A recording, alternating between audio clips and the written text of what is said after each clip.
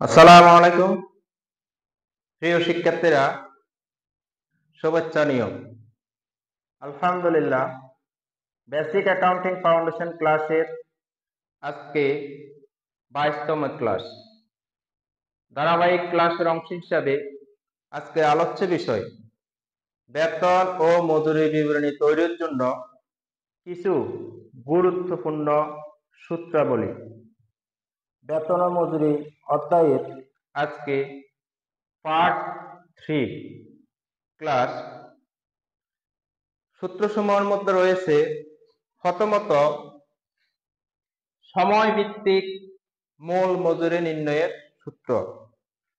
মূল মজুরি সমান অর্থাৎ স্বাভাবিক প্রমাণ কর্মঘণ্টা গুণ স্বাভাবিক ঘণ্টা প্রতি মজুরি, অর্থাৎ স্বাভাবিক প্রমাণ কর্মঘণ্টা দিয়ে স্বাভাবিক ঘণ্টা প্রতি মজুরিকে গুণ করলে মূল মজুরি নির্ণয় করা হবে।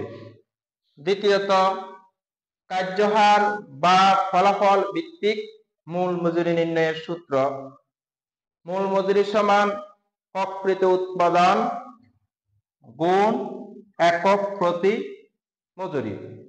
তৃতীয়ত অতিরিক্ত সময়ের বা ওভারটাইম মজুরি নির্ণয়ের সূত্র। অতিরিক্ত সময়ের মজুরি সমান অতিরিক্ত সময়ের কর্মঘণ্টা গুণ অতিরিক্ত সময়ের মজুরির হার। চতুর্থত কার্য বা ফলাফল ভিত্তিক একক প্রতি মজুরির হার নির্ণয়ের সূত্র। একক প্রতি মজুরির হার সমান ঘণ্টা প্রতি মজুরি ভাগ ঘণ্টা প্রতি উৎপাদন। পঞ্চমত কার্য বা ফলাফল ভিত্তিক সাপ্তাহিক প্রমাণ উৎপাদনের সূত্র, অর্থাৎ সাপ্তাহিক প্রমাণ উৎপাদন সমান 48 ঘন্টা গুণ ঘণ্টা প্রতি প্রমাণ উৎপাদন।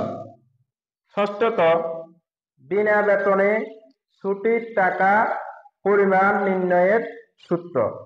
বিনা বেতনে ছুটির টাকা সমান মূল বেতন ভাগ প্রতি মাসের দিনের সংখ্যা গুণ যতদিন বিনা বেতনে ছুটি ভোগ করবে।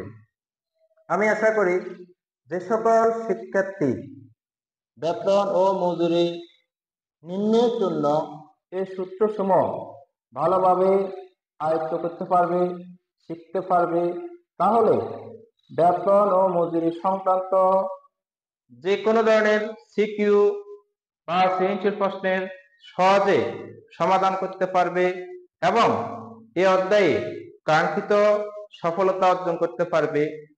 বিশেষ করে আমার এই ক্ষুদ্র প্রচেষ্টা শিক্ষার্থীদের জন্য আমি দৃঢ়ভাবে বিশ্বাস করি তাদের জন্য কল্যাণ বয়ে আনবে। তারা যদি ভালোভাবে এই বেসিক ফাউন্ডেশন ক্লাসগুলা ভালোভাবে অনুধাবন করে, ভালোভাবে বোঝার চেষ্টা করে, তাহলে যে কোনো ধরনের সিকিউ বা সৃজনশীল প্রশ্ন এবং এমসিকিউ সঠিক উত্তর করতে পারবে, সহজে সমাধান করতে পারবে, হিসাব বিজ্ঞান বিষয়ে কাঙ্ক্ষিত সফলতা অর্জন করতে পারবে। পরিশেষে প্রিয় শিক্ষার্থীদের সাফল্য ও কল্যাণ কামনা করে আজকে এখানে শেষ করছি। ধন্যবাদ সবাইকে। আল্লাহ হাফেজ।